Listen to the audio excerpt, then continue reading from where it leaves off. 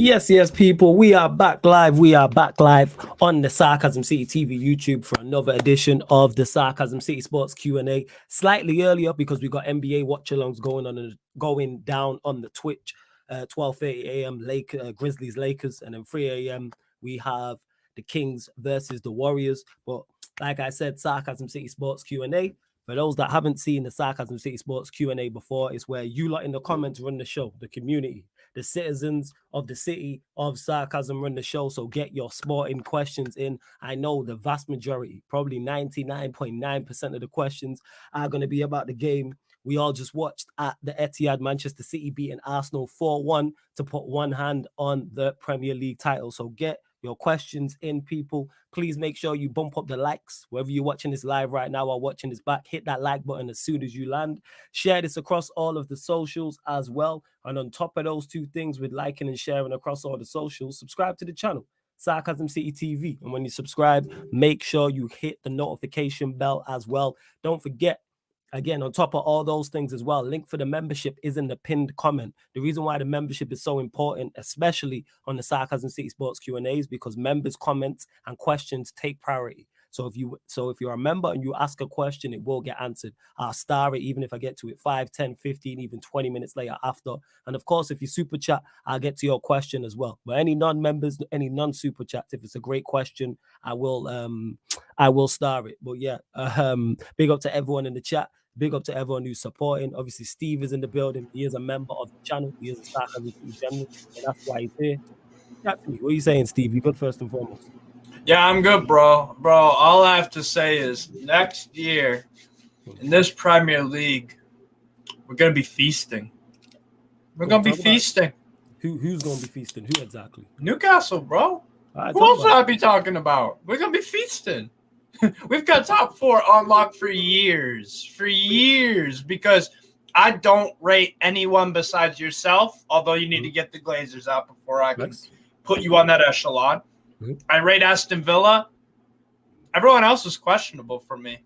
How are you going to take Chelsea serious? How are you going to take Arsenal serious? How are you going to take Tottenham serious? Why would anyone take Tottenham serious? Liverpool, I don't see Klopp winning anything anymore. For me, we are peaking at a right moment in Premier League history where it's at a crossroads for a lot of these clubs. Liverpool's exiting a golden generation that are a bunch of underachievers with the buffet manager. So fair enough. Tottenham are Tottenham. Arsenal are Arsenal. And Chelsea have been, well, they're 10 points off relegation. So us and Aston Villa are going to have very, very, very good seasons next year. I think either one of us will win a trophy, whether that's a Europa League, whether that's an FA Cup, a Carabao Cup, maybe even a Premier League. Man City or Man City, and then once if you guys get rid of the Glazers in the summer, cool. But it's looking good, man. It's looking good because Arteta, I'm telling you right now, that guy is not ready for that job. He's not. He needs to cut his teeth and grind it out, for me, with a lower table La Liga side, because that develops character. You have to perform under immense pressure. If there's relegation battles, especially the financials behind it, carrying a club on your back that isn't the size of Arsenal, because he can't do that. We've seen it. What big games has Arteta won with Arsenal? What big games? He's failed on them. On almost every occasion. Yeah, away from home. Away from home, he's doing well. On almost every single occasion. Right. Exactly. That for me, I don't rate Arteta till he gets something over the line. But I know that they're going to persist with them because apparently the majority of Arsenal fan base like them. So fair enough. But for me, talking about the Man City game and all, Man City are ridiculous. They're ridiculous, man. Like Matthew Dale in the comments said, if the 4-1 it did flattered Arsenal. Absolutely. Completely flattered Arsenal. You did. It's madness. I agree with that part. It did. Like for me, when it hit about the 25th minute, I was on a watch on one of my buddies, and I said Arsenal need this halftime so bad if they want to have even a sliver of a chance to get back in it. It's like a UFC fight where you're getting punch.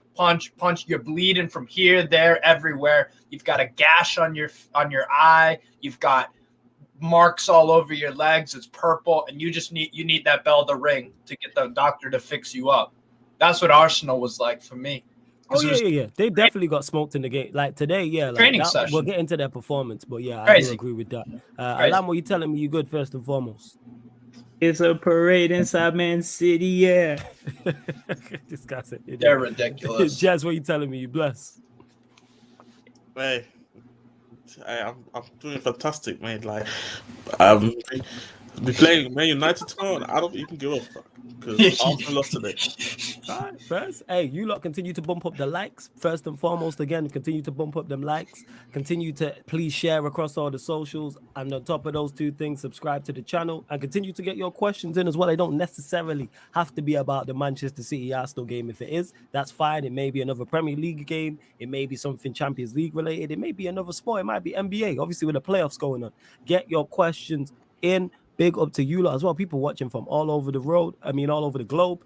United for Life says, rivalry aside, this City team is more than amazing. The way they pass the ball to each other, the chemistry, the pressing, how every player positioned perfectly. City is levels above everyone else. So yeah, and then side. It was. Let me one sec. Any player at United who's not good enough must be sold right away without any emotional attachment. And I love that you said this, United for Life, because when I'm on here on the Q&A, or mainly Man United, and I'm talking exclusively Manchester United, the reason why I'm so critical and so harsh is because that's what we're chasing. So like you said, we have to be ruthless. There's no time for emotions. There's no time for sentiments. When people are like, oh, why are you nitpicking? Why are you so harsh on the place? Why don't you rate such and such? Because they're the levels we are chasing. So if you want to get to them levels, that's where we have to be. Because we're not only trying to get to that level, we're trying to bypass that level. And I've seen Manchester United sides in the past be of a level good enough to go and win a Premier League and go win Champions League. So this is why I'm so critical. But yeah, City were exceptional. They really were. Big up to Israel as well. Pellet says, big up Flawless. Let's laugh at them, man. Cheers from Panama City in Central America, my G. Hey, big up, man. Man said Panama City. Central America's beautiful, That's man. crazy. I've had the pleasure of going. Very crazy. Beautiful. Big up Malik. Love to see my Jamaicans in the building. Love that. Absolutely love that. Anwar, just call him Hassam. You don't have to go out in personally, but I hear you in it. Flawless, you cooked him the other day. Shout out to Hassam, man. He cooks himself. I don't even cook Hassam. Hassam cooks himself. I legit just give it. He throws the lobs for himself. Yeah, he just gives himself enough rope. You know what I'm saying, to hang himself and then steps off the chair. And then people look at me because the bullets in the gun. Yeah, he puts the bullets in the gun and then puts the gun to his head. And then people, why did you stop him? It's not my business. But big up Hassam. Taiwo says, big up Flawless, love from Nigeria. Love my Nigerians in the building. Love my Africans in the building as well. Big up to Malcolm. Matthew says, did anyone see the penalty West Ham should have had? I didn't realize you could play basketball in the box like Thiago did. No, I didn't see it, Matthew. But big up, man. Love to see my members in the building as well. Mohammed, big up as always. Love my guy. Bless up, Warrior J. Assad as well. Stephanie G. Anwar as well said, let's see. Anwar said something I wanted to get to because he's an Arsenal fan. City deserved the win, but Diaz kick out was a stonewall red card. If that was Casemiro, would have been an instant red and a 4-game ban. Maybe, potentially, but like I said, City did the business and Arsenal were awful. Let's not mistake, as good as Manchester City were, and Manchester City were very, very good. Arsenal threw in the towel from the first second. The body language says it all. The body language said it all. Yeah, you can make it about football, but like just the intangibles were everything today. Like one team showed up with mentality and presence and confidence and know-how and all that. The other team showed up like they didn't belong there. It's bigger than just like the technical skills and tactics and all that. Today was about somebody being ready for the moment and another team not being ready for the moment. You know, for me personally, the thing that Man City, they never, and I'm sure some of you guys have mentioned this, I'm probably forgetting, but the thing for me that makes Man City, look, we all know footballers with crazy talent. They can thread a ball through the eye of a needle. They have a shot that, incredible shot, incredible footwork. They could be the most talented. They could be Ronaldinho and Romario and Ronaldo rolled into one. If they don't have the mentality, if they don't graft, if they don't work hard, it's useless. And what Man City do? You know what Man City do? What some of their passes, not every single one of their passes is A+ exceptional technique. Some of it is off. They're humans, but guess what? They chase it. They chase it when they're not in possession. Yeah, they can't. When they're not in possession, they chase the ball. Those guys work so hard. Pep Guardiola has those guys moving to break up the shape. It's more than just the pretty football and the incredible quality. It's the work rate. It's the mentality. It's the intangibles, like Alon put it, spot on, intangibles. Yeah. It's incredible to watch. It's crazy that they haven't won a UCL yet. Because, hey, winning that Champions League is different, 110%. Ray saying that's why Steve should watch his tone. Champions League isn't secured yet. True, I don't think Champions League is secured yet, but they are favorites for it, obviously, alongside Manchester United as well. Come on. Eddie Howe won't be telling his guys that, but what I have seen from Newcastle United ever since he stepped in the door and the new ownership has stepped in the door has given me supreme confidence. And I've never been able to feel like that. I've never been able to feel like that as Newcastle. Every single year I've been a Newcastle fan since 17-18. I predicted us in the relegation 3 and for a good reason, because we're crap. There's nothing to beat my chest about. We had Alain Saint-Maximin could destroy someone on his day. It's about all the joy I'd get. Callum Wilson would score a few goals. We like our number 9s in Newcastle, and I got a huge soft spot for Callum Wilson. But now it's more than that. It's much, much more than that. We're actually looking. We might achieve things. It's looking likely, and people will sometimes say, "Well, why are you so harsh on Arteta? Are you going to be harsh on Eddie Howe?" Yes, I'll be harsh on Eddie Howe. I have to think about this offseason what I personally want to see from Eddie Howe, and if he doesn't meet that expectation, if he gets binned, he gets binned. It is what it is. This is professional football at the highest level. You have to be ruthless if you want to achieve anything. Do you think our ownership is spending all this money just to not win trophies and to not progress level by level? I have no loyalties to Eddie Howe right now. He is an employee of my club, and he's doing a fantastic job, and I love him for that. But if that dips, and there are certain things accomplished by a certain amount of time, we need to reevaluate that. And that's what I think with Arsenal, not enough of their fans are doing. I feel like some of them want to see Arteta do it, not Arsenal. That's just me, though. They want the story to go their way as opposed to just things ending well. A fairy tale ending kind of thing. That's fair. No, That's 100%. Big up Kamaru says, love from Jamaica, flawless. Can I finally get an answer to Chelsea possibly dropping into the relegation zone? Because I really don't see them winning a game. Big up, man. Love to see my Jamaicans in the building. Love that.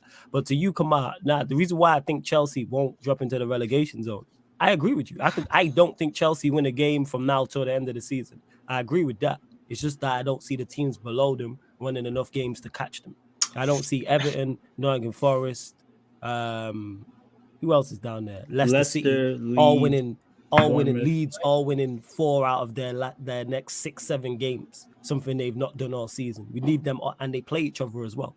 Bournemouth as well down there. Like, so many of them would have to win 3, 4, 5 games in a row. I don't see that happening. We can actually break the numbers down. Like, Leicester they have 5 matches to go. They would have to get 10 points out of their last 5 matches. That doesn't particularly seem viable. Nottingham Forest would have to get 9 points out of their last 5 matches. Leeds would also have to get 9 points out of their last 5 matches. And it's not just that 1 or 2 of these teams have to do it. Every single one of them has to. So that's really the only thing saving Chelsea is just the sheer lack of quality below them. But it's not like Chelsea is going to do anything to help themselves in this situation. Yeah, facts. Yeah, it's not about Chelsea's it's not about Chelsea's skill set, because I genuinely don't think they're winning. There's none. But Alam just broke it down. Like, I don't see Forest, Leeds all getting 9 and other teams getting double figure points from their next 5 to 6 games. It would be great. I think I can see Chelsea dropping to like 14th though, 15th. I can see them down there 100% because they're currently level with Palace, level with Wolves on points. West Ham are only 3 points behind them, and Bournemouth are 4 points. And Bournemouth are on 33 points, Chelsea on 39. So it's kind of like, So maybe down to Bournemouth, West Ham, Wolves, Palace, which would leave the table will look hilarious after the last match day. Like rest assured. Yes. Mm-hmm. No, I don't see Chelsea getting a solitary point the rest of the year. Look at Lampard's last 19 games. What's 19 times 3? That's what? 57? Yeah, because 30 times 10 is 30. Yeah, so Frank Lampard has had 19 games, could have picked up 57. He's picked up 6. How is that not relegation? And you know what? You know what?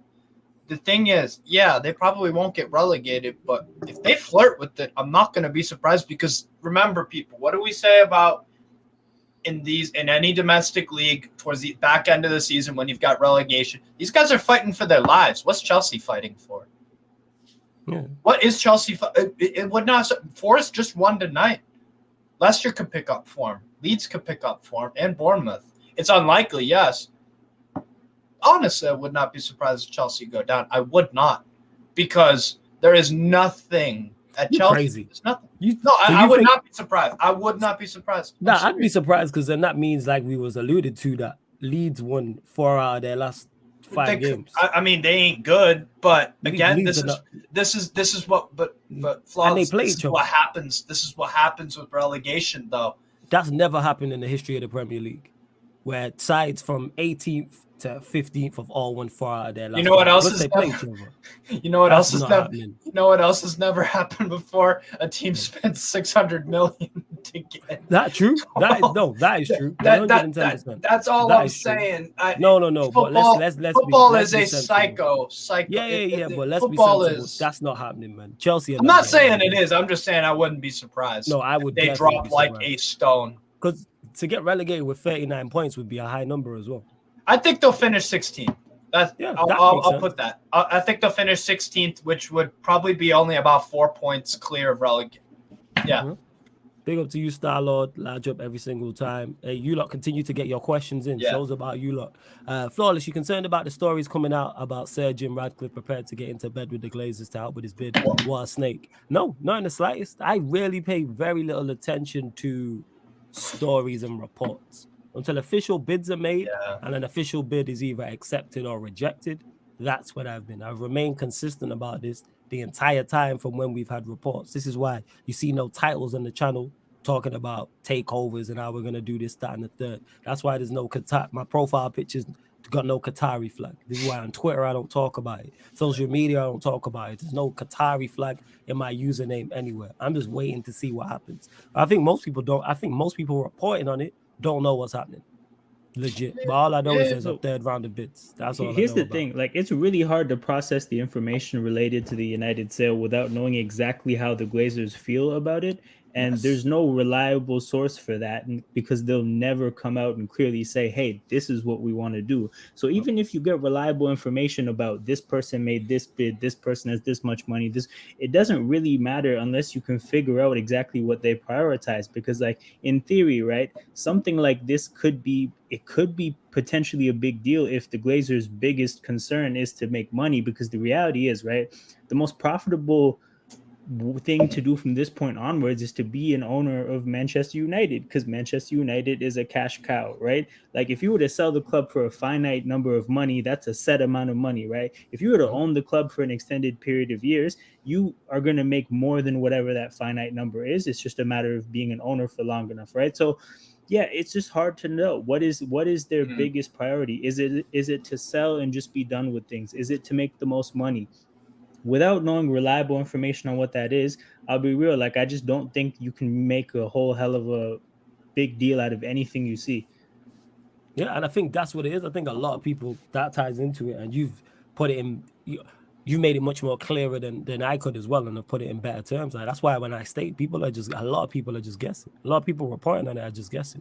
You mentioned it there with the Glazers. Nobody knows what the Glazers want to do. Do the Glazers prefer to stay but have someone else finance it? Do they want out? You know what I'm saying? Do they just want to cash out now and get their 6 billion or 7 billion or however much it is? Like, that's what it is. Sorry, were you done? My bad. No, yeah. Go on, Steve.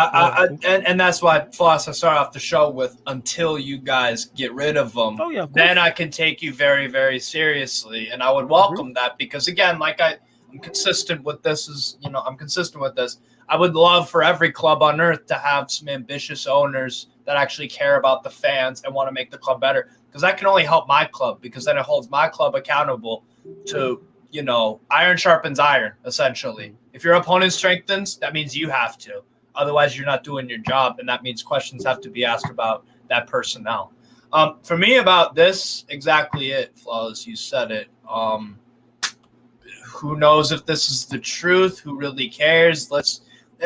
I've been through this with Mike Ashley. It took him like 4 or 5 years to actually sell up. There were rumors after rumors after rumors. And it took until, a year and a half ago until they finally sold up to the, PIF. So this could take a long time. It could be done tomorrow. Maybe not done, but the process. The process could start, and that's what I'm waiting on. I just said also, it took Newcastle United years to get new ownership, because the Saudi thing's been in and around. Well, I saw a video from you 2 years ago, Flawless, about Saudi taking over. That was that rumor around, and it finally just now happened, because the Premier League held the whole the beIN Sports sort of thing, and the piracy issue. That was the stumbling block. Once that got resolved, and the Premier League had to do their grand review. With Manchester United, it could even take longer. I would assume it would, because Man United are obviously have a higher stature than Newcastle United. This is a big deal. So I don't know. Nice. No, we gonna find out. Big up to Eddie as well. My brother Eddie every single time says any us and Glazers out is what it will turn into. It will get nastier if they think they can stay. That's true. And that's why I'm big up to KLFC. Love to see my Bajans in the building. Yo, people really all across the globe tuned in. Continue to get your questions in. Don't forget, link for the membership is in the pinned comment. That's why Steve's here, people, because he is a Sarcasm City general. So that is one of the perks of the membership. Many other great perks as well. So make sure you check it out. And going back from Manchester United to the Manchester City Arsenal game, this is why I say to people all the time, you'll hear me use this phrase, sample size, whether that's talking about a player, whether that's talking about a manager, whether that's talking about a team. Everybody, well, not everybody, so many people waxing lyrical about Arsenal. Rightfully so.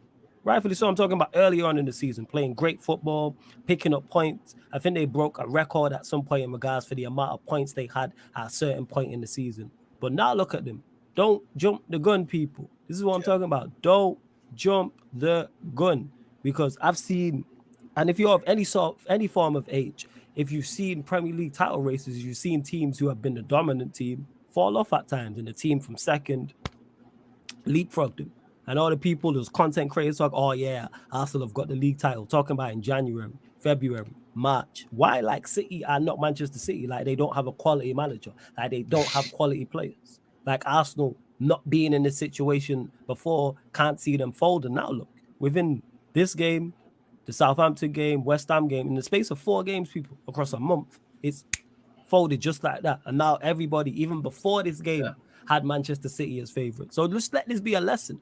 When people, like, with everything in regards to football, like if the same thing happens next season and Arsenal are out in front, or it's a Manchester United, or it's Chelsea, or it's Spurs, or it's whoever, like, you can't just, like, unless there's an unassailable lead, relax. People are talking like Arsenal had this sewn up already. Not all of Arsenal fans, not all of them, but some of them. And then there were some rival fans talking that same shit as well. You know what I'm saying? Go on. I would say a lot of Arsenal fans, bro. Like, but now the tone that at some point I was hearing about how Arsenal were winning not only the league title this season, but then they would go and win the Champions League the following season.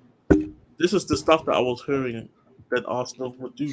So I'm not letting the Arsenal fans get away. But again, I mean, we had the conversations before. I said, and I was asking the question, and like, how are title races over in February? Yes, they are. This is what I was asking, like, back then in February. Obviously, Arsenal at the time, you can look at it and say they're probably favorite. City still haven't gotten their second win in the season yet. And of course, you can say, like, yeah, Arsenal look in a good position, but a title race doesn't start from there. This is like, okay, you can still drop points regardless. I mean, City was dropping points in that time, and look at now. Yeah. Now they're like 2 games behind them, and they got 2 points on them. If they win both of those games in hand, it gives them even a gap where like City can lose a game and City can still lose a game, and it doesn't matter. Then they're still up by 1, and then you can even consider they still have that 1 point then extra, just because of the goal difference. No, and this is also another thing that I have to say. Today, Haaland has showed also to people why he's just not only a goal scorer, in my opinion. I think he's shown a lot of things. Obviously, there were a lot of poor finishes for him today, which is kind of out of his character. Not kind of, it's out of his character. But you can see what he does off the ball, and even when he gets sometimes the opportunities on the ball, he's a matchup nightmare. Yes. I will call it that way. He's a matchup nightmare. Like, it's not one of them. It's not one of some strikers who's like immobile, but he can make the right run at the times so we have to stay fixed. He's not one of them strikers who just wants to camp in the box the whole time. He's not one of the strikers who's only chopping deep but he can't score. It's like he's everywhere. You can see him sometimes chopping a little bit deep, maybe put off like a layoff, and then because of his pace and power, he can still come back and help out the attack and make a late run into the box. He can cut in behind. He can move between all the channels and just give people just a worry to always be there around. And that's why I said Haaland brings a lot to the team, because that's what I always said. Haaland brings a lot to teams outside of just goals, because I watched this guy at Dortmund just do the same thing. It's not a difference. Yeah. It's just that he plays with more quality players now. And the other thing too was that, like you said, as a footballer, he's actually not. Some people are like, "Oh, he's crap. He's just a goal scorer." The pass to De Bruyne was perfect weight. It was what you expect out of a number 9. It was really, really nice. So I mean, he's got more qualities than people think, and guess what? It's possible that he could get better. He could get better. That's the scary part. If this guy ends his career with 1,000 goals, you shouldn't be surprised whatsoever. It's madness, and the trophy cabinet too. It's good. He's something else. It's just a pleasure to watch. And something nobody's considering is that like a popular narrative around Man City players is that first year is always an adjustment period, and then in the second year you see the player really show up, right? So if you think about that with Haaland, that could still be the case where this was an adjustment period here. You're still going to see another level next year. And that might not necessarily turn up in terms of goal output, like you're going to see all of a sudden twice the number of goals, but you might just see the performances as a whole be more and more complete. And then that's going to remove a lot of the criticisms that people do apply to him. Like today I watched the whole match, obviously, and like I've watched maybe 4 or 5 Man City matches this year. I haven't watched them a whole lot, but like something that really stood out to me today, because I've heard a lot of the chatter about him, like he's the kind of player where if you tactically set up to effectively deal with him, it's going to open up a lot of opportunities for other people, right? So even if that's alone what he does, if he comes in and just dictates attention from the other team, he's already benefited everybody around him. He doesn't have to be this silky player laying the ball off to teammates to positively impact them.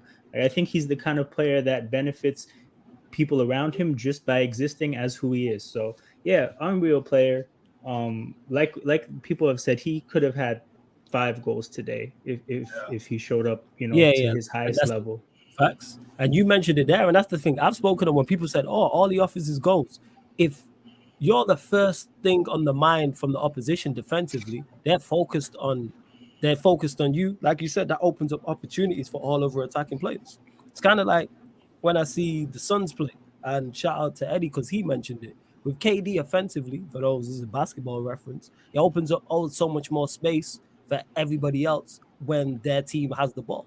I'm saying the basketball people, because Eddie mentioned it. He said there's 10 eyes on KD. There's 10 eyes on Kevin Durant every time he gets the ball. So that opens up so much space for a Devin Booker, for example, for a Chris Paul. And that's what Haaland does. Teams are setting up to stop him, or if teams are not directly setting up to stop him every single game, the focus and all the attention before the game is on him, which is opening up more space for Grealish, for Mahrez, Bernardo Silva, De Bruyne, Gundogan, Foden, and the list goes on. We're seeing it. It's no surprise that why we've seen a better Grealish is because the attention is on him. You know what I'm saying? That the attention is more of the attention is on Haaland. So when people talk about, oh yeah, he made City worse, I was like, no, City just didn't do the business in the transfer window, and the other attacking players weren't playing as well. But now they're starting to play better. Your De Bruyne's, your Grealish, for example. Let me continue to get to the questions as well. Continue to get your questions in, people. Continue to get your questions in. Eddie says, are we sure historically Arsenal aren't bigger bottlers than Spurs? Past 20 years, you have a case. I made the points before. Yeah, go on, Jess. I told you Flores many times before. Mm-hmm. How many times in those situations were actually Tottenham favorites to do something in these situations, or one of the favorites, but the favorites? Champions League, whereas was like Champions League final, league titles or whatever, where we ever like the favorites, and then even then in those seasons for the league titles, where we actually at top for a long period enough time where you can seriously say you bottled it. Yeah, because in the context of like the season that we had against, for example, if Arsenal had the season where when we were on the title charge against Chelsea, but we were never at top against Chelsea. Mm-hmm. If Arsenal had that type of season, let's be honest, nobody would call them. But no, I would be saying they wouldn't call it bottling. Mm-hmm. But because for whatever reason, people say for Tottenham it's bottling, which I don't get. In my opinion, this season they are definitely bigger bottlers. They have been bottling to United. They have been bottling in the Champions League periods under Wenger. And they have been bottling in the Europa League. They're getting the FA Cups. They're bottling in the Carabao Cups as well. Like let's remember, Europa League. They taught me we had bigger fish to fry. That fish is so moldy and stinky now. There's no point of even turning on the thing. They could end up the season with no trophies, just because they were thinking they can just get the bigger one. And know what they're doing?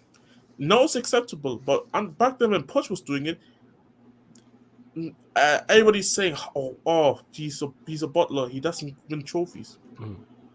So if Arteta's a bottler, he's getting the bottler tax. Arteta is a huge bottler. There's no question about it. He gets the bottler tax for me. I'm sorry, like for me, throwing Carabao Cups away like this, throwing FA Cups away like this, just for the league title, just not to win it, for me, it's bottling.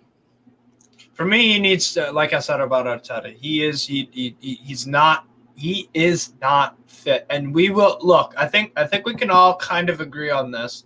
There are some things that Arteta does well. You know, getting in the position in the first place is clearly something like, wow, good job. But the thing is, he doesn't have enough character development through a previous job experience at a smaller club in a different circumstance where he knows how to finish that job off. Because he doesn't. Like, for me, he needs to go to a Rayo Vallecano, a Girona, Osasuna, somewhere like that, a lower name in La Liga.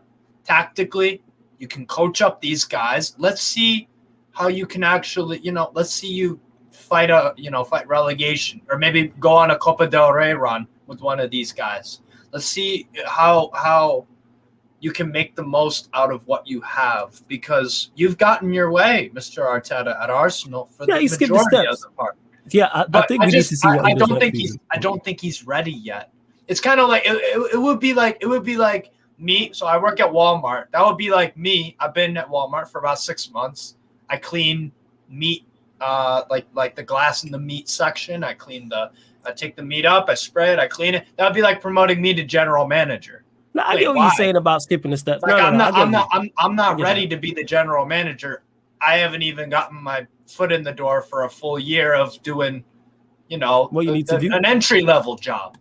Like, maybe I have good leadership qualities. I do my job really well, but that does not mean that I deserve a higher position because I'm good at the entry level things. Like No, I hear that. Arteta was probably a good assistant manager to Pep, hence why he kept him around. But that, for me, does not mean that you are ready to manage a club like Arsenal, who I hear are the big bad Arsenal. These are big boys. You know, the world. Yeah. You know, it's a huge, famous, historical club. Whatever. Then why are you? You know what I'm saying? Can I play devil's advocate? I was going to, but go on, Jez. You play devil's advocate. Go on. But playing devil's advocate though, but this is not the same. How Man United is not Man United. Arsenal is not Arsenal from what they used to be.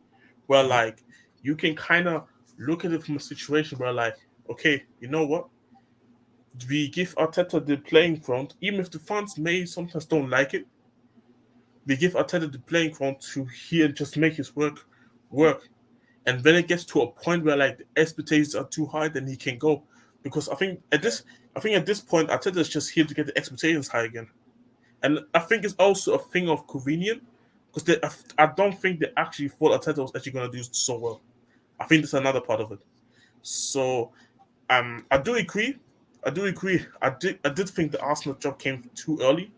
I did, and know that the expectations next season, the expectation is going to be there to go try and win the league title, to do well in the Champions League. Yeah. And I think it could be a lot of pressure for Arteta next season. Obviously, we will see if he can do it. I know Arsenal fans be screaming, some of them, to get Arteta out and get somebody just inexperienced now. But it's not going to realistically happen. They're not just going to sack him now. I know they won't. I know they because won't. The reason why you can't sack him, even though it's disappointing, he has two things can be true. Yeah. They have overachieved. Arteta has overachieved with this side. However, it is a very, very disappointing end. But it's kind of like Manchester United. If we lose the FA Cup final, yes, it's a disappointing end, but it's still been a good season. Because you won a trophy. You got a trophy in the bank, though. Yeah, but no, even outside of the trophy, even if we didn't win the Carabao Cup with what we played, say we would have lost to you lot in the Carabao Cup final and we lose to Manchester City, and let's say that'd be a failure of a season. Let's say argument's sake, we finished fourth. Yeah. No, he's done. But again, it depends on the metric. Because yes, we wanted him to win a trophy, but we had much more pressing issues than those two things. It was about it was about improving us overall as a team. It was about improving us individually. It was about improving results. It was about improving us offensively. It was about improving us defensively. It was about improving the points total. Yeah, and that's what Ten Hag, outside of the trophies, outside of any trophy, should I say, he's done that. So the reason why they won't sack Arteta is because he has overachieved. But like Jez said, the expectation is now there. There's now no overachieving. Now, bare minimum for Arsenal next year, because they are going to spend some form of money, they are going to back him in the transfer window, is to go and compete again for the Premier League title. If he doesn't compete for the Premier League title, that is a failure. Yeah, they both made strides, so that's why I'm not criticizing. Like Arteta, yes, the job was too early for him, potentially, but he's overachieved. So the Arsenal hierarchy who hired him have been proven right so far at this point, because they are further along than they expected. They didn't expect to be in a title race. The fact they're in a title race is an achievement. So it's like, if you back this guy further, if you look at previous results, it's like, all right, why can't we improve? If he had better players at a better squad at his disposal, maybe they don't drop points at Southampton, drop points at Liverpool, drop points at West Ham, get beat away at Everton. Maybe these things, like there are 4 or 5 games there that I mentioned that are major blows. Maybe they don't lose to City tonight in the fashion. Maybe they don't lose away at Manchester City in the fashion in which they've done. So he has overachieved, but of course it's a disappointing end, because from the position Arsenal were in, they should have won the Premier League. That's a fact. Even with my team, if that's Ten Hag in that situation next season and we don't win the league, I'd be like, no, it won't be question marks. I'd still be like, we should, like, it's been a great season because I didn't expect us to be there, but we should have won the league. That's a big disappointment of the manager. I'm looking at the manager. I'm looking at the players, depending on the results and who didn't perform. But again, these players have been overhyped. Same way now with Manchester City, people are talking about this treble like it's comfortable. The same way we just hyped up. We see. I think Real Madrid knock them out. As brilliant as I just said, City is. People are acting like that's out of the realms of possibility. That's the thing. People have. Sorry, just go up my back. No. But this is all these things that I was talking about now. Because one thing I want to say about Arteta is that I think when his plan A works, we need to give Pep a lot more credit, because people say Pep doesn't have plan Bs. like club. he does. People put him into like this club situation where when the plan A doesn't work, he doesn't have a plan B. Pep changed his whole system, by the way. This is not the 100-point season City the way he's 3-2-4-1. approaching the games. This is not even City from last season. This is a completely different City, and it has not even to do anything with Haaland being in the system, in my opinion. It has to do with the fact that I feel like he has realized mid-season that, okay, what I've been trying to do overall, the team is not responding. It's not a thing of Haaland's not responding, but the team overall is not responding. So what can I do where everybody can play well now? Change the formation. And he went back to a formation that he has played for years, and he hasn't played it at City though. Or you haven't rarely seen it. And this is one thing where I'll give Pep a lot of credit, and this is where this is where I criticize Arteta a lot. Because what can you do when you think it's not working out? And I think this is because he's in a sketchy situation because he only knows one thing at the moment, and it's working so well for him where he could potentially still win a league title. And this could be his downfall next season because obviously next season there's going to be expectations of let's go again for a league title. We have the Champions League there. We want to go as far as possible. Will you have not only once the time? Because now you're going to be playing twice a week. Obviously, he was playing twice a week as well, but he was playing his B team most of the time in the group stages in Europa League. Champions League, maybe you get into a group where you have to play first team most of the time. Yeah, you should be as Arsenal. As Arsenal, you should be. You should be. And this is the point I make. Like with Arteta, can you create a plan B? Can you switch up your formation somehow? Because even with Klopp, we can say he doesn't have plan Bs. You can kind of see he was trying to get away from his heavy metal 4-3-3. At times he was going to a 4-2-3-1. At times he was going for a back three. Since Arteta's team was kind of playing very well, he has not switched his formation once, I think. Or where he has to get hit. Maybe just to protect the lead at maybe late ends of the games. But I'm talking it's the personnel as well. The personnel today, for me, that shows that that is why another thing that Arteta I don't rate, bro, because he went with the same formation that has failed in the recent. He did do that recently. I'm not going to take away what that starting 11 has done this season, exception of Holding, but recently there have been clear and obvious problems with that starting 11 and that personnel. Why couldn't you have switched up? I would have done Jorginho in midfield instead of Partey, because for me, Partey has been a huge, huge failure the past 3 games. He's been very poor. Very poor. He's given away the balls, I believe, on 3 goals across this horrible stretch. He has, but I don't think that changes today's result. I don't think it's a. Oh no, I don't think it does either. But what it does show me is that Arteta is willing to think outside of the box when something is not going his way. But what's crazy is Arteta's new, but we've seen the man in the dugout the opposite dugout, who we've waxed lyrical about, do the same thing. We've seen Arteta and we've seen Pep fail in the Champions League year after year. I question him in Europe 100%. Yeah, apart from his first season, so it's about learning on the job. Like Arteta has done a very good job, but it's about improving. But obviously, depending on certain Arsenal fans who you're talking to, some will be much more. What's the word I'm looking for? Much more patience than other. If I'm an Arsenal fan, I'm not saying get rid of him, but I do have question marks over him. But I'm willing, considering what he's done this season, I'd be willing to give him next season and back him again. And the one thing that I think Arsenal absolutely 100% have to do is Edu, you're gone, bro, because they failed in January, completely failed. They brought in Trossard, very good signing, especially for the price. Fair enough on that. They needed more. They needed more.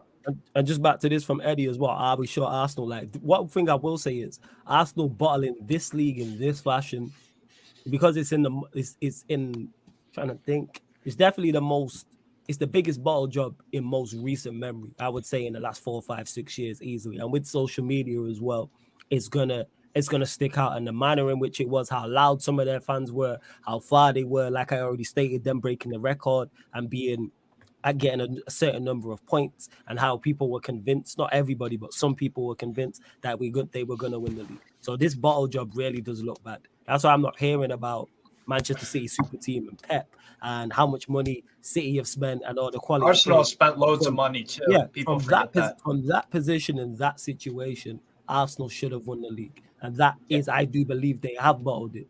Like 110%. Like, don't talk to me about Manchester City. If Manchester United are in that same situation, if we're good enough to get into that situation, then we should win the league. And if I don't, I'd be disappointed. But it's still been it's still been the season we have still overachieved. And I'll still be like, you know what, Arteta, I reference Manchester United if we lose the FA Cup final. Disappointing end to the season. Has the season been good? Yes, 100%. Yes, flawless. Go on.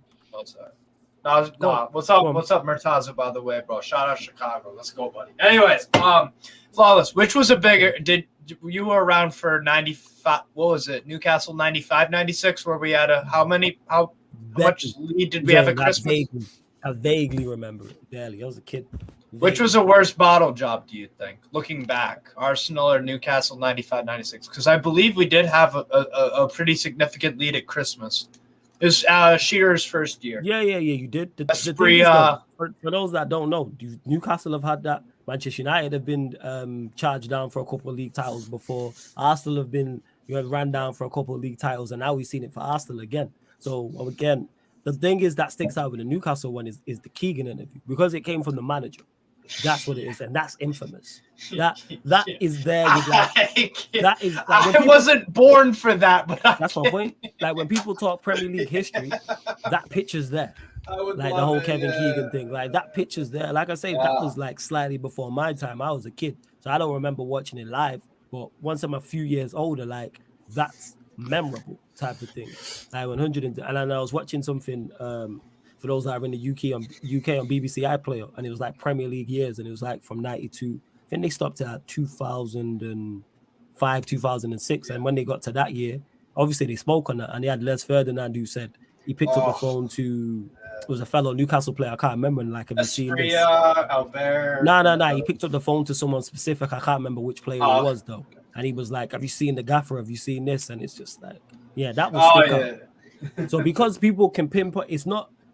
There's bad results you lot had in there, but everyone just remembers Kevin Keegan. Whereas Arsenal with this, there's multiple. You've got Zinchenko crying. You've got, you know what I'm saying? You've got them getting beat at City. You've got them drawing to Southampton. Trent with Liverpool. You've got the West Ham game. So there's multiple. Whereas the Newcastle one, don't forget that one thing. Go on. Don't forget as well. These little cringe.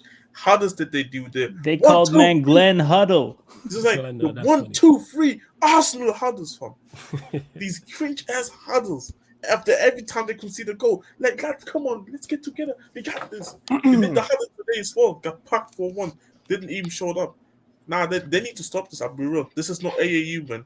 Bro, it's not NFL football. It's not NFL football. Even though you're playing at White Hart Lane, which is an NFL stadium, pretty much, because the football team ain't really doing much. It's not a huddle thing, you know. That's my point. You're not Tom Brady. This is so weird. I don't know, and I kind of get it. It brings because Flawless, how fans can be here, especially over here when they see this shit. They get excited. It's sentimental. It gets them excited. The team is in unity and shit. But when it doesn't work and the team doesn't perform well, ain't nobody trying to see that. I'll be honest. People maybe gonna be fine with it if you keep winning, but if you keep losing or dropping points, nobody want to see huddles like that. I see Arsenal fans even questioning why they're doing this nonsense. Like, just tell them, man. Just show it, man. Just show it. And Tereu says mostly on the players, though I'm not hearing that Arteta is at fault for messing up a 2-0 lead. Players on the pitch need to manage games too. I think it's both, Ray. I get what you're saying here. Do I look at players on the pitch? Yes, because they should be accountable. But also, you're watching the game. You can try and snatch the momentum back in Arsenal's favor, whether that's a substitution, whether that's a tactical change, whether that's a formation change. You can impact the game from the sides, because if he switches it around and then Arsenal go and get a winner, or they hold on to a 2-1 lead, we're talking about it like it is fine margins, but we're nitpicking because we're talking the top of the league. You're talking a Premier League title, and we're talking the creme de la creme. So therefore, you are going to get critiqued at the creme de la creme level. And that's what's happening with Arteta. Is he blameless? No. Is he all to blame? No. And same with the players. No, I'm looking at certain players, and it depends again on your personal not preference. It's on your personal opinion of what players do you rate. I don't rate many of those Arsenal players in that side to that standard. Ramsdale, not too sure about. Even today, I thought he should have done better for that. The Bowen goal. Ben White, never been a massive fan of. And I'm saying to go win a Premier League. So you got Ramsdale, you got Ben White, Gabriel, Zinchenko. That's 4 out of your back 5. Convinced by Saliba, I rate him highly. Zinchenko's a midfielder for me. Partey, I do rate. Xhaka, I've spoken. I don't think he's that good whatsoever. Odegaard, I've been super impressed. He's superseded my expectations. Even though he's dropped form recently, Saka, I'm sold on. Martinelli, unsure on again. Gabriel Jesus, better wide player than he is a striker. Yes. So my levels, my expectation of these players is not that high because I don't like. If I was from an Arsenal fan, I want to stay improved in so many areas. I do. Minus Odegaard, Saliba, Saka. I'm looking at everyone else going. Partey, I throw in there. That's 4. Everyone else, I'm looking at going. We can improve. You're saying the goalkeeper. I'm saying a centre back, and I'm saying a striker. That's right down the spine of your team. So wait, I sound like I'm talking about United. Yeah, go on, Tazo. Because go on, Tazo. Oh, That's. See, the thing is, what you're doing right there is being objective. But when it comes to these Arsenal fans, let's not be objective. These cunts deserve it, bro. Fuck these guys. All right? I win. They're coming for your treble, though. You're 3 in a row. No. Who gives a fuck? All right, let me cook. Flawless disclaimer. That's your history, brother. That's your history. No. Yeah. History Go hype. on, History hype. Nameland. Again, these pricks, these scum of the earth pagans said Ramsdale, best goalkeeper in the league. Ben White, best right back in the league. Saliba, best center back in the league, best young player in the world. All that bullshit. Gabriel, with him, they're the best. They're the best partner. Zinchenko's the best left back in the league. Partey is the best DM in the league, better than Casemiro, Rodri. Xhaka, remontada season. Odegaard is better than De Bruyne and is not even the best midfielder, the best player in the Premier League. Saka is better than Salah, Mahrez, all of these guys. He's the best player in the league. He's the best young player in the world, best right winger in the world. Gabriel Martinelli, Dognelli, excuse me. He's the best left winger in the league, and Gabby Jesus is a better signing than Haaland. All of this, they literally took Liverpool's chain for saying all of this, and now you think we're gonna let him off and be objective? Fuck no. No. No. I get that. No. Because you hold them to that standard. You hold them to that standard. You say they're That's this. fair. I'm gonna hold them to that motherfucking standard. That's fair. All right? That's fair. Why? Eddie. Why is your captain? Nameland. Why is your captain, leader, legend, Martin Gibraltar, as my guy Lee Gunner likes to call him? Why is he getting hooked in your biggest game of the season? In your biggest game in 20 years? Why is he getting hooked? Why? You let me know. This guy that's better than KDB, the best player in the Premier League, 71 minutes, Emile Smith-Rowe is coming on for him. Why? Why is Dognelli getting hooked? Why? At the 60th minute for Leandro Trossard. Why is it getting hooked? Why is it getting pocketed by 39-year-old Kyle Walker? That's limbs are about to fall off. Why? No answers, bro. Nothing. It's because these guys now you put them to that standard. Now we're gonna hold that to your standard. And back to your point, right? At halfway through the season, when they reached 50 points, no team statistically had bottled the league from that position. No team ever. This ain't just I said I went to Chipotle. I said give me the most motherfucking salt, kosher salt. If this wasn't YouTube, we could throw the ether beat on behind Murtaza. Anyways, continue. Bro, I am on. We were on the watch along. Flawless said save it for the Q&A. I built up my anger. I did say that. So these motherfuckers, this ain't just a bottle job. This is a historic bottle job. No team. They have made history. They legit have made history on how to be ass. Like how to be bottle jobs. Legit. No team has ever done this before. We thought Liverpool were going to do that. But bro, nothing. And these guys. Arteta. No. And back to that point, right? They go to the final games of the season when we know the Arsenal is gonna do the Arsenal. Yeah, if you look at my title, it says Mortaza, but under my name, it's the history of the Arsenal. Tottenham get that thing, but it's the facts. Every time, Sir Alex Ferguson, the greatest manager in the history of this game, always said title races start in April. Yeah. And what happened? You guys haven't had a win in April. Bro, when was the last time these guys had a win? Hold up. Have Chelsea had more wins in April than Arsenal? No. They're They're not that bad. I asked, you know what I'm saying, in that because you said that I did. Have Arsenal not won a game in April? No, Chelsea they has drew had better like the last defense. three. They drew the last three. Oh, we've had a better defensive record? Yeah. Hey, I'm leaving with something. Probably did. Four to Man City, 3 to Southampton, 2 to West Ham, 2 to Liverpool. That's 4, 3, 11, and 4. Go on, Taza, because you wanted to get again. things off your As I was saying, I didn't know that. You know, when the tough get going, Arsenal always crumble because you know soft underbellies. These guys are just a bunch of pussies. That's all it is. When the going gets tough, you know, when they have to real G check you, these guys ain't got it like that. And don't come and say, "Oh, United fan, oh, you're saying this, you're all that." Yeah, I know our players haven't either, but I don't pretend like our players are these messiahs. I call them out for what it is. All right, it is what it is. And when it came time, then you guys had nothing.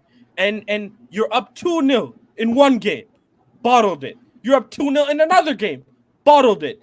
Then you're down 2-0 at home, and then 3-1 after that to bottom of the league. It was 1 versus 20 at home, where Arsenal is the Emirates is a fortress again. That fucking library ain't no one fooling me. Ain't no one fooling me. So you motherfuckers. We're talking all this shit, and in the business stage of this season, you bottled it. That's all it is. You bottled it, and people say it's the players. It's the players. Oh, it's not Arteta's fault. Blah blah blah. Where does a player's mentality come from? Where? You tell me. The fucking manager. That Lego head light bulb merchant. That's where it comes from. Thank you. It's not like I ain't hearing shit. I agree. And just to clarify what I was talking about, because Ray asked them and mentioned about the players and the manager. So that's what I was responding to in terms of who I blame. Like, and I think it's a mix. I don't solely blame the manager. I don't solely blame the players. But the reason why I'm not being so, and they have bottled it, don't get me mistaken. The reason why I'm not being so critical is because I didn't believe like that in them in the first place. Like if they would have won it behind Leicester City, this would have been the like greatest Premier League like win. Blackburn Rovers? Most unexpected. No, Blackburn had a big takeover. Yeah, they did have a lot of money. They had Shearer, obviously, they was expected to. Who was part of that team? Like outside, you'll have to Google it. Outside of Leicester winning the league title, every other side that has won the league title in the Premier League era, and I just use that because that makes the most sense. They were expected to at least challenge. So when United have won it all the years, we were expected to challenge. Same with Chelsea, same with Liverpool, same with Manchester City, same when Arsenal have won it previously. Leicester are the only side that came out of nowhere, and it's like, that's a shock win. This Arsenal side were nowhere near expected to challenge and win a Premier League title. And then when I look at their team still, I go, yeah, what gas can get you. When you hear things so often and you're hearing gas, and obviously they were playing great and we're getting great results. And like Tarzan mentioned, them breaking records and things of that nature. It's like, okay, maybe they're above. You know what I'm saying? And that like maybe they are better than I expected. But when I look at their team, who would I take from their team to put in my team to help Manchester United win a league title? There's very few. I'm not taking the vast majority. Whereas Manchester City, I'm probably taking the whole lot. Like, see what I'm saying? We're talking 2, 3, 4. Like we're saying 3, 4 players max, depending on who you're talking to. You get what I'm saying? I wouldn't argue you down if you say, right, I'm only taking 2. I'm not gonna say you're wrong. This, that, and the third. If we were talking about City and you said that, I'd say you're crazy. But with the fact so that's how I look at it. They're a good side who have overachieved, but I don't rate their players like that. I just don't. And when I say like that, I'm talking about going to compete and win. Not even compete. Go and win a Premier League title. I don't. I listed them already. There's Saliba, who has surprised me, been very good. Partey, who I thought was good before he got to Arsenal, and he turned it around. Odegaard surprised me. Saka's been very good. That's pretty much it. The rest of them, I'm like, yeah. Whereas at City, I'm taking the vast majority. pretty much the whole first 11 and the bench. And Flawless, would you take bro? The would thing you take is, more right? players I from wasn't Newcastle finished. or Arsenal? One at a time, please. Sorry, Taza. We'll get to that. We'll get to that, right? And last but not least, right? These guys, there's been this dialogue going around, right? Who's had the better season, United, Arsenal? Who gives a fuck, right? We'll see at the end of the season. These guys are just too quick to jump the gun always to decide this shit, to crown players. Just wait till the end of the season, because that's when all these awards, and all this shit, the Premier League title, everything is handed at the end of the season. So mid-season, when these guys are doing conclusion, doesn't make sense. But saying that, right? United conceded 7 away to Liverpool, 6 away to City, 4 away to Brentford, 3 to Villa, 2 to Newcastle. All of this shit, right? And how have Arsenal still conceded more goals than us? How has this world-class team with all these world-class players, a world-class right back, the best right back in the league, the best center back pairing in the league, and the best left back in the league with the best goalkeeper in the league? How has all of that led to you conceding more goals than us with the glued lamppost at the back? Yeah, we haven't had a stable right back for the entire season. Luke Shaw, shawarma. This guy has been on and off. Varane and Martinez has been the only stable ones. How has that happened? You let me know. And with all of this, right? And I said to you, if we win all our games, we are only 6 points behind them. And they still have to go to Newcastle, Brighton, and all these guys. Like, what are we talking about? What are we talking about, bro? All this title hype. Oh, they were saying, oh, United's title charge lasted 2 title charges, lasted 10 days, 5 days. Motherfucker, you better be careful. Because you're looking up ahead of you and trying to see who's ahead of you. But wait and watch. Don't let the guy behind you pause, come and catch you. Because if that happens, bro, it's curtains. Let us finish above Arsenal this season. I know it's not going to happen. It's very unlikely. But there is a slight possibility of it happening. And if that happens, you motherfuckers is done. All right? It is done. Well, you continue, it is just over. You go. Shout out Vince Carter. It's over. Yeah. Over 50 of you lot in the building right now. Get us up to 60 likes. Currently at 47 likes. You lot been on it with the like check, so much appreciated. Get us up to 60 likes. You've hit the subscriber mark already. You know what I'm saying? We're at 6,346 actually. 4 more. Get us to 6,350 people. Looking for 4 new subscribers. There's over 50 of you lot in the building. We are closing out this Q&A in the next 15 to 20 minutes or so, because we'll be over on the Twitch for the Grizzlies Lakers watch along. Big up to Manju left for that. Members, continue to get your questions in. I will start them. I will get to them before we close out. Again, if you super chat, I'll get to your questions as well. Tazo, everyone's had a lot to say, obviously, because of what's going on. Jez, go on. What was you going to say? Go on. Hey, hold on. Jez, before you get to it, I got to cut. I'm going to see you guys later. Make sure you guys tune in to the NBA stream later. Those conversations kind of go all over the place, so we might revisit a lot of the things that we've talked about today. You never know. If you enjoyed what we've done today, make sure you tune into that stream in about half an hour. Shout out to everybody in the chat.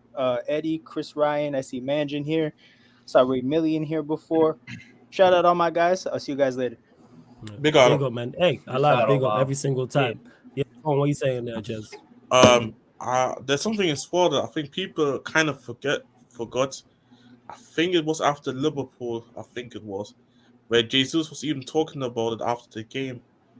And for there, I kind of knew, or not knew, but I had a feeling this is probably where the title is probably going to be over for Arsenal, even though it's technically not over yet. It's when Jesus was talking about how this team is the youngest team in the league, and how that team has no experience of being in these situations, which is also true. But then also for him to come out after battling just a 2-0 lead, for me, it just says a lot about the team, and it just gives you a lot of indications. Because in reality, you're not gonna see a Pep player in this Man City team after maybe going from 2-0 up to 2-2 and then come out and say something like that. In my opinion, facts. You wouldn't see that. And I think, and then Jesus knows himself because he's been there. He's been at City. Yeah. He knows what it's like. He knows what it's like, how to bounce back. And I think he saw certain things at Arsenal of how they're dealing with these type of situations compared to how he was dealing with this stuff with City. Like, I mean, City literally won the league title last season on the last day, and he was there being part of the team. And I feel like a lot of people kind of didn't put that into effect and was thinking that Arsenal can just keep continuing playing this sport and just hoping that they can grind out the results. But I feel like this is why I always say experience is so important. It's so important. Like, there's nothing wrong about trying to get young players onto the team because it's youth. It's easier to control certain guys. Most of these guys probably not gonna have an ego, but eventually it's gonna get to a time where like, and I think it's gonna come with time as well because these guys are gonna get this feeling of winning a league title. But I think it's about also moving on, and I think that's why I say, for me, there's a lot of things that I need to see from not just tactically, but I need to see mentally as well from Arsenal. Because you can even see, even though they were winning games and playing good football, most of the time, second half, it kind of felt like, okay, let's just sit back a little bit, let's relax, slow down the tempo. We don't want to get anybody injured. Complacency. Not even that, I would say. It's just that, like, keep it like, they weren't trying to make these games like, you know, when it was City, they give you hell for like a whole 90. It's like all little jobs every time, here and here. Even though the game was already over in the first half, they keep continuing to give you the jobs until like they win the games, they win a fight on points. Arsenal don't do that. Arsenal try to get the knockout in the first half, and then they just relax for the whole second half. And I think this is something that I think they need to start showing, but a dominance throughout the whole 90, because I think you don't really see it a lot. You get probably then the one moment in the second half where they maybe get a goal. But most of the times they were always trying to get their games done in the first half, so they don't have to worry in the second half because the opposition teams don't have the quality to come and do something against them. Now you're starting to play against teams who have a bit more quality. You saw these games start to get more tricky. Even the game that you won at Emirates, you won it now, not like bad. You didn't win by a lot. You won the game 3-2. And this is a Man United side who is literally in the first season. They're literally in the first season. Yeah. Mm-hmm. And this is what I'm talking about. Like, it's just a little bit of quality, and you've shown this amount of fickleness. I think this is the word, fickleness. No, yeah, I get what you're saying. Fickle works. I was Sarcasm City fam. I'd be butchering words all the time. Yeah. We know exactly what you're getting at, and the people in the chat will know exactly what you are getting at. And again, this comes, and you can get lost in. Marcel mentioned it a few times. You can get lost in the hype when you're talking again, and I'm guilty of it. I am lost.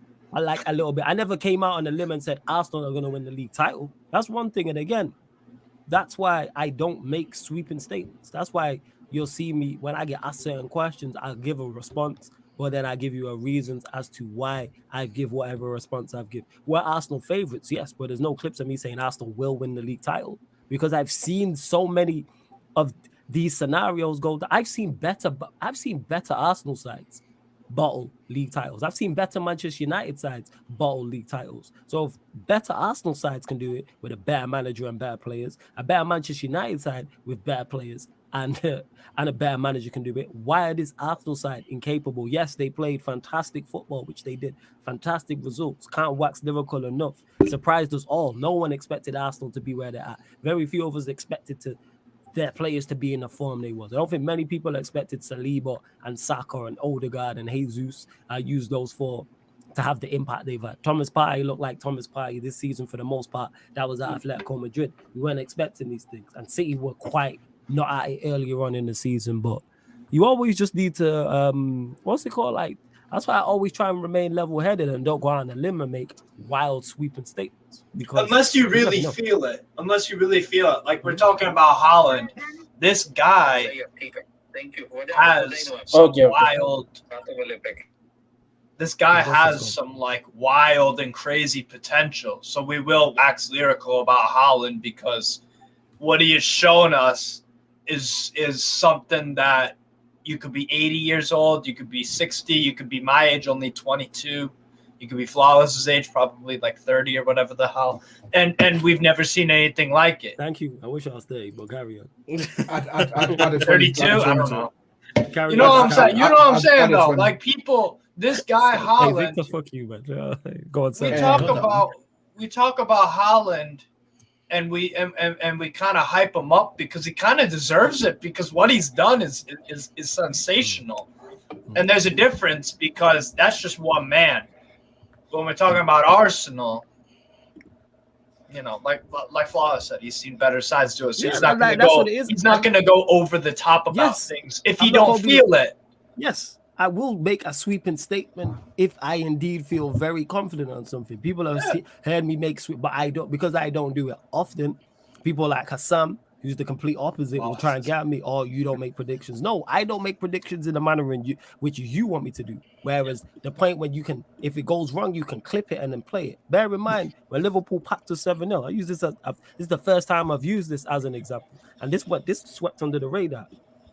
When Liverpool beat Manchester United 7-0, and then I'm on Battle of the North the day after, because it was the Sunday game. So yeah, Monday I'm on there the day after, and Matisse goes, me and my editor went to look for clips on Flawless on this game, and we couldn't find anything. Bear in mind, before that game on Battle of the North, bear in mind on Sarcasm City TV, everywhere else you lot see me, I predicted a Manchester United winning that game.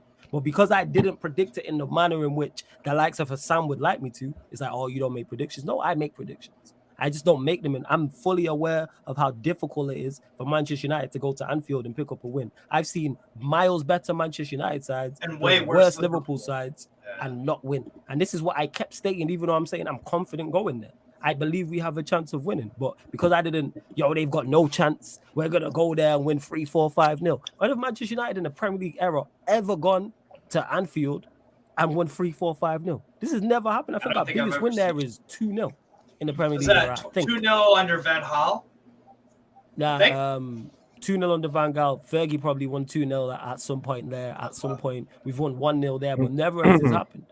Like, so that's the point I'm making is regards to people always want to just rush to say things. Oh yeah, Arsenal got the league wrapped up. Just mentioned it in January. We talk about the league's done. Right, how many points is between them? 6 points, 7 points, like, and there's still 15 games to go. Yeah, like, it's all about mathematics. It's outrageous. And to Paul, so is the title race actually over? Yes, I believe it is, Paul. I do think it is. Yes, I think it is. I think the title percentage. What would be your percentages? I think it's 99%. I think it's 99. See, for me, the title's over. But obviously, you can still use the argument that from the mass wise, it's still on for Arsenal. They can still do it. And what was this? Mass, yeah, whatever. But but my overall point was that is that now from my overall point is that I think the title is done as well. I feel like you can see that. Obviously, I think Arsenal fans will probably at the end try to motivate the team, but if they couldn't bounce back from like the last 3 games, and then today the way they turned up, I'm struggling to see how they're gonna bounce back. Yeah, me too. Mentally, they might not. You're right. Mentally, I'm gonna say 90-10 because I think there might be one last twist. I think Man City will drop points. I don't think they'll lose. I think they'll drop one more time, and Arsenal will get a chance to claw something back, and they'll fail. That's what I think will happen. I think there's going to be one more twist, but Arsenal aren't going to capitalize. Or maybe they will. Or maybe they'll. I don't know. For me, it's 90-10. Yeah, but it won't take one more time, though. Go on, Tazo. It's the thing is, if you look at the league, Arsenal are on 75 points with 33 games played. City are on Man City 73 points with 31 games. So let's say City draw their next 2, right? There's still goal difference. They're still above Arsenal on goal difference with the same amount of games played. So City have the cushion of drawing 2 more games, and they're still on the same amount of points with a 13+ goal difference. So it doesn't Lightning can strike once, but Lightning doesn't strike twice. Especially with this City team, what we've seen. Floss was talking earlier about sample size. I'll buy Mutasa and that was the quote of the day. Huh? Shout out to you, man. Shout out to you, Mutasa. Well, why? What did you say, Jess? Oh, you couldn't hear me? No. What did you say? No. I was saying I'll buy Albert Einstein Matassa with the quote. He called you Albert Einstein, but go on, Steve. Say what you're saying. Carry on. This guy is. Oh, Go What on. was you're that? so What was weird. I saying? I You was talking about blanked out. samples, something to do with samples. Yeah, Floss. You're talking about samples, and we have to use that for Man City because when did they start winning Premier League titles? What, 2011-12? The Aguero. Look at their sample size since then, and even before that, they won an FA Cup under Mark Hughes, if I'm not mistaken. Well, So they've been picking. Say that last bit again. So 2011-12 was their first Premier League title, right? Premier League, not First Division. They've got one or two. They won an FA Cup 2009-ish under Mark Hughes. No, I can't remember it. You'll know better than me. I forget about City's triumphs. I don't know the years. but anyways, sample size. But sample size though. Look at what Man City do over the last 10 games, particularly under Guardiola. The sample size for Man City is great, so you kind of have to give them a lot of credence or trust that they're going to replicate what they've done because they just do it a lot. The sample size is huge, and they convert on most of them. And Guardiola as well. Guardiola's only finished second place. Yeah, Sorry. exactly. Yeah, I was going to say, to add on to that, in the past 3 years, last 10 games of the season, the Man City and Guardiola have only dropped points 3 times, one in each season. Wow. Like Say that that's that. So in the last 3 years, Yeah. 10 games remaining.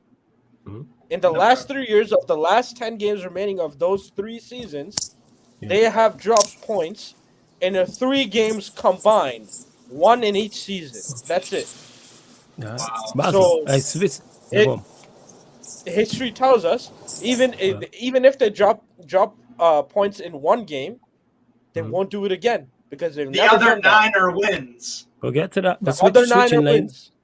Yeah, switching lanes from top of the table to just below mid-table. Lewis, what you telling me, family? You good? Same shit, different team. What happened What do you up mean, the what happened, shells? bruv? What happened up the shells? What's going? Oh no! No, What nothing's happened? up. No, up the shells. What happened to the vibes? Okay, Up the effing shells. What was the atmosphere Yeah, like? what happened to the Lewis. vibes? That No, atmosphere forget that. looked terrible. What was the atmosphere like?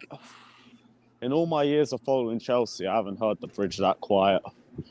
Wow, it was just Nobody silent. gave a fuck, man. I said those players are going straight on the beach after we lost to Madrid, and what happened? They all went to the beach. They were all a bunch of pussies. Even the likes of Silva and Fernandez were sloppy as fuck today. Yeah. Thank God City smashed Arsenal Let me finish. because we're not giving them any hope next week. You're not even getting a point out of that. We're getting absolutely battered. And that's an We are Arsenal team with fucking zero shit. confidence. The fucking Frank Lampard. What are they, man? We had the João Felix, Aubameyang, Mudryk, Madueke, all on the bench, bruv. And this guy thinks Gallagher and Sterling is what I'm going to put up top. You are a criminal, bruv.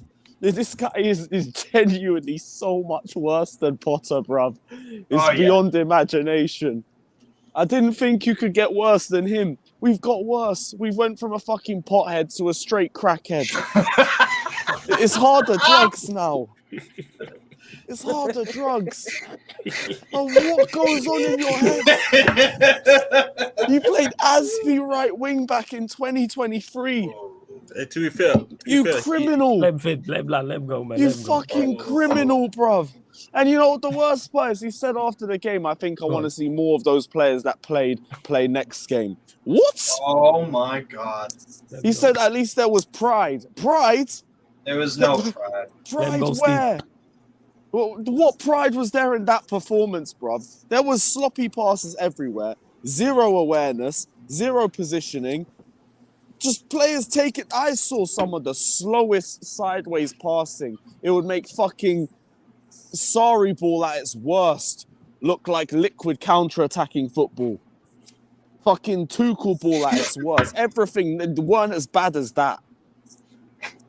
And we've still got City away, United away, and Newcastle at home as our last 3 games this season. A relegation 6-pointer against Forest that you just battered Brighton 3-1. and we got battered by them the week before. Bournemouth away, which is a ground we don't like going to.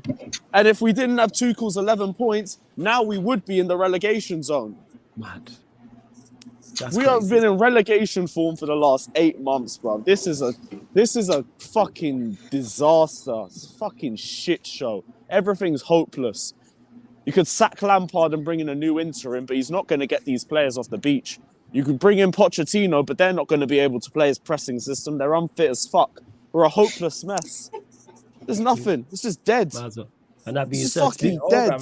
and that being said, people, speaking of Chelsea, Friday, you know what I'm saying, 11:30 p.m., the Manchester United Chelsea Spurs show. So you know that's going to be entertaining. He did it again. Going to be entertaining. He did it again. We will be there. Yeah, see, we'll be there, man. Large up everyone in the chat. Big up Lewis Yeah, my as well. dumb ass will be at Arsenal next week. Lewis. Don't worry, man. 7. Manchester, we got Lewis. Manchester, we gonna turn up, man. Don't worry, man. We gonna turn up. Hey, We'll go out, Lewis. man. You know what I'm saying? Lewis, That'll did be that the one hurt game I'm you, happy man? to lose. What? Hey, did that hurt you, though? Did that hurt you? I'm numb to this shit, bruv. You try to do your worst, ain't gonna work. It's Hey, crazy. man, hold on. I'm glad it did. Marcel says, "Yeah, go on." Nah, Jess. before you go to myself, real quick. That's cool. Go on. To be fair, Lampard did say he spoke to every single player individually, and he said they have not responded. They have not responded. He said the players didn't respond. Oh, Does he want to know my response when I saw the starting lineup? I started cackling in the fucking pub, bruv. You start laughing. Yeah, not even laughing, like dirty laughing and everything. Like this guy genuinely put that out against Brentford. Gallagher in the 10 with Sterling up top. It's funny, bro. Kante left wing. He played 6 midfielders at home to Brentford. Why did he play That's Aston insane. quite a right winger? Hey, you gotta try, man. You gotta try. That's This insane. guy is unserious, bro. All the players you had on the bench that you could have started, you went for fucking Conor Gallagher and Sterling. You know what I always say, and I said this for Tottenham as well. I think Todd Bowley, this season, this was a social experience. How far can you take Chelsea fans? You know what I'm saying? Like, they tried it. They tried it. Yeah. Tomaso says, flawless, you think these men are the better squad than we had in our title winning season? All their fans were running their mouth. No, because your 11 clears their squad. The 11 you had in your title winning season. Yeah, by the you way, had Arsenal hold that, dickheads. You had quality. So yeah, Paul, you Our said, worst season in years, and you're still going to win as many trophies as we did. Hold that, you European trophy dodging pricks. Guys, is Emery the most underrated, disrespected managers? What a job he's done. No, everyone who talks about Emery, he wax lyrical about it. If you don't rate Unai Emery, people get exploded. It's 100% Paul. Like I think he should be manager of the year. By the way, Unai Emery. That's my pick for manager of the year. See, because some people will hold it against him for some strange reason that he joined halfway through the year. Motherfucker, that makes it more impressive, doesn't it? Doesn't it make it more impressive that he didn't need a preseason? He didn't need a transfer window. He did get January, fair enough. This guy walked in mid-season and had to pick up the pieces of Gerrard, fucking Lampard's evil stepsister or whatever the fuck. This motherfucker. I mean, seriously. It's for me, he's manager of the year. Because if you said to me, Unai Emery's going to take them to 5th place with the points that they were at, I believe they were somewhere around the range of 16th, 17th, 18th, that range, because Gerrard was horrific. And you told me that they're going to be how many points off Manchester United? 5 points in 5th place. And they'd also be above Liverpool, albeit the games in hand, whatever, fine. They've got 1 more game ahead of Liverpool and 3 ahead of Man United. That's still incredible. Mm-hmm. That's still incredible. I mean, Eddie Howe, I would love if he got manager of the year. That's cool. I don't think Arteta deserves it because of, the way he bottled it. Yeah, it's great that he got him 2nd place, but for me, it's Unai Emery because he had less time to actually get Villa from relegation to and they've scored in every single Premier League game he's managed as well, which is a new record for a manager stepping in. 20 straight games with a goal, and he's lost about 4 of them. It's incredible. So for me, he's manager of the year. If Arteta wins it, fine. But for me, it's Unai Emery. I don't know what you guys think about manager of the year, but for me, it's Unai Emery. I got to see how the season ends. Yeah, me too. That's what I'm with. Oh yeah, right. Yeah, like I said, if Arteta wins it, fine.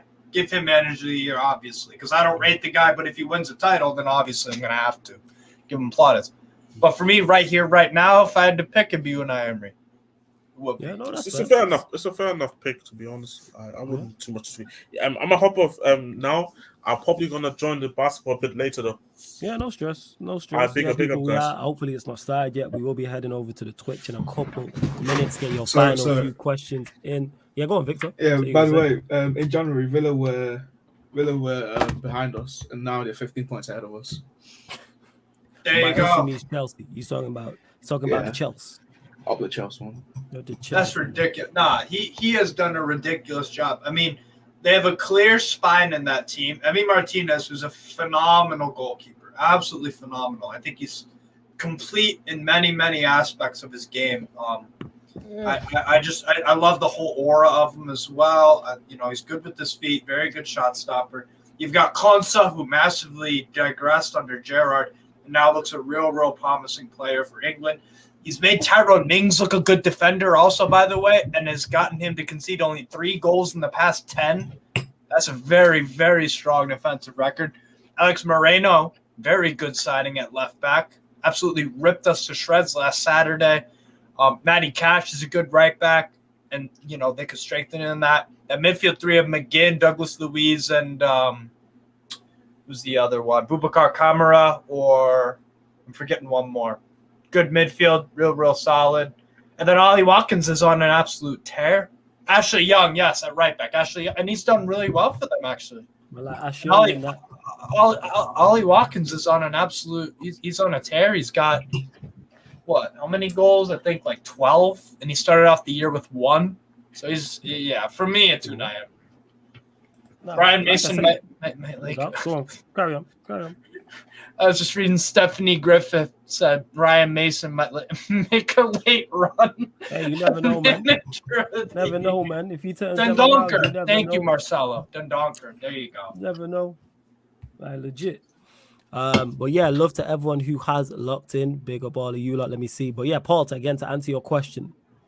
Yeah, Emery gets his plaudits. The game ain't even started. We cool, so I can start that StreamYard link up shortly. Kevin, I will. Let me respond to the email. My bad. Like, I just be outside the streets, people. I'll be mad busy running around. So, Kevin, I did see the email. I'll respond to that 100%. And we'll get that sorted. So, yeah, I did see that. Get your final few questions in. Continue to bump up the likes, whether you're watching live right now or watching this back. Hit the subscribe button. Again, the reason why Steve is here, people, is because he is a member of the channel. It is one of the many great perks. Link for the membership is in the pinned comment, people. But we will be going live straight after this over to the Twitch for NBA, which I will discuss. To Soho, who says, we need you to cook. Troops, I'm back again. No, Troops, my guy, man. Like, I joined his watch along, you know what I'm saying, as the game was going on, and he called me a pussy. Why? I don't know. But why? I don't know. It's because he's pissed. I just said big up to Troops and big up Zah. They're my G's, they're my dons. You know what I'm saying? I just bigged them both up because I got, you know what I'm saying, nothing but love and respect for both of them, man. But yeah, whenever Troops shouts me for back again, you'll see me over there, and I get him back on here again. But yeah, man, shout out to Troops every single time. Zah, whole Barstool as well. Yeah, Kevin, anytime, man. I'm never ignoring any emails. Like I said, he's been mad busy running around doing stuff. That's all it is. Let's see. Is there any other questions I missed? Is there anything else? No, I don't think there is too much. Is there any? Yeah, I started like all the ones from the members, but I'm just double checking there isn't any that I missed in here as well. No, I didn't. You know what I'm saying? Like, you lot get your final few in, and we're gonna close out in the next. Yeah. What about Man United Spurs? Talk to me about that. I think you'll batter. Talk about it. Okay. Why do you think we'll batter? Because they're horrible. They're horrible. All right. Here's actually the reason why, right? Because as a back 5, they can't defend, and as a back 4, they can't defend. True. That's the reason why. It is a huge dilemma that Ryan Mason has. It's like the only way that they could actually play a back 4 is if you have a Ben Davies at left back. Basically means you get nothing going forward. And an Emerson Royale, you get nothing going forward. Kulusevski has been terrible. I haven't seen people properly give Kulusevski a proper rinsing because he's been trash. Who's He has Spurs? been trash. It's Oh, who's not. Spurs? I mean, obviously not just him, but Yeah. he's been That's trash. where it stems from. But in regards to this into the Spurs game, Yeah. am I confident? Yes, but do I think we go 2-0. there and roll it? Do I think we go there and roll them over? No. 2-0. I don't think we go over there and beat them 3-4-5-0 and it's comfortable. I'm expecting a response. Ryan Mason's there. I'm not saying Ryan Mason will be the response, but the fact they got battered in the manner in which they did against Newcastle, I'm not expecting them to turn up a performance that poor again. The crowd are going to be up for it. I expecting a response from the players. Obviously, I hope I'm wrong on this, and we do the business because it can go further to cementing top 4, which I think we'll get anyway. So I'm all for it and all with it. But I'll I start the disagree. other stream now. Actually, Yeah, go on. Murtaza, what you saying? Why do you disagree? Go on. I think we gonna cook them, bro. Like I was not about to even say. Allah, I think you Bro. Score prediction, quick. Score prediction. not even Allah can help these guys, bro. These guys are dog shit, man. Cool. Score prediction. 3-0. Okay. I'm going Cool. I hope 2-0. you're right. You're saying 2-0. I'm saying 2-1 Manchester United. And Actually, I I'll don't go think 2-1. I don't even think it's to our brilliance. I just think they'll make mistakes. That's all. I it get what you're is. saying. But I don't know It's- which version of us is going to show up. But I hear you. I'll go 2-0. Bro. Even the Because shit they version can't of us, force bro. mistakes. They can't force mistakes from Harry Maguire because they don't have anything. That's the problem. Obviously, it's football. I might get it totally wrong, obviously, but like they don't put enough pressure to actually force a De Gea into playing a crappy pass or a Maguire into some nonsense. Like they don't apply themselves enough. That I think- midfield three, what does Højbjerg actually offer? He's not really that good of a player. Ollie Skip. But yeah, like I was saying, people speaking of Tottenham Hotspur, Manchester United, there will be a watch along for that here. That's when we'll be next back on the YouTube channel. So obviously tomorrow, well, technically today now, because it's gone past midnight over here.